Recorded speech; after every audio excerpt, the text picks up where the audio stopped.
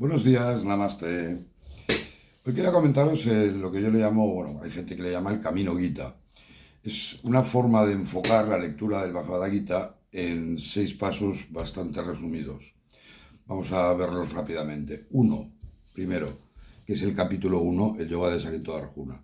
Identifícate como Arjuna. Si Vyasa nos expone un escenario de guerra, no pienses, ya lo hemos comentado en alguna otra vez, que esto no es una guerra física. Es una guerra en el interior de cada persona, en el interior de Arjuna, en tu interior.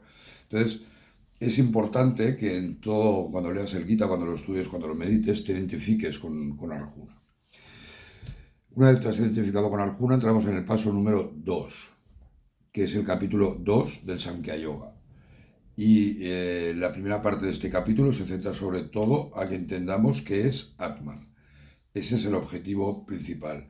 Es esa parte infinita e inmortal tuya que nunca muere, que ni el viento puede secar ni las armas cortar, como dice el Gita, ¿no?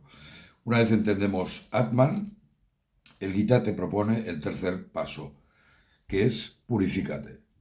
¿Cómo lo logramos? A través del Karma Yoga, el yoga de la acción desinteresada, el yoga que busca trabajar por el bien de la humanidad. Y el yoga, yo diría, más accesible y fácil para todos.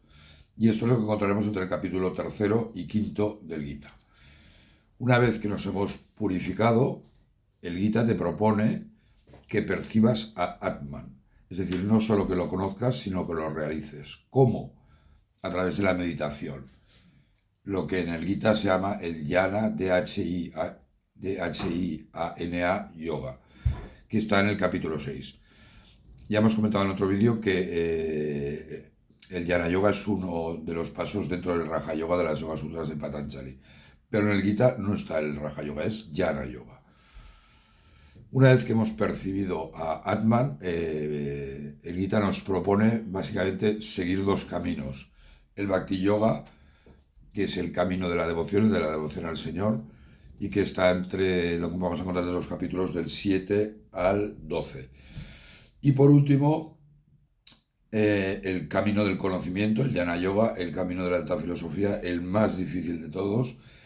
Más difícil porque tenemos que imaginar que todo es una ilusión creada por Maya, todas estas conjuntos de nombres y formas, que es todo lo que vemos, no existe, y al final tenemos que llegar a la conclusión del todo es uno, que creo que es la esencia del Gita y del Vedanta. Repito, resumidamente: 1. Identifícate con Arjuna. 2. Entiende a Atman. 3. Purifica, Karma Yoga. 4. Percibe a Atman mediante la meditación. Y entonces 2 caminos te proponen: el camino del amor, el Bhakti Yoga, o el camino del conocimiento, el Jnana Yoga. Y al final, da igual el camino, el yoga que sigas, todos llevan al mismo objetivo. Recordar que todo esto y mucho más lo podéis encontrar en el libro del Yoga de la Sabiduría, que por cierto estoy preparando la 2ª edición. Muchas gracias y namaste.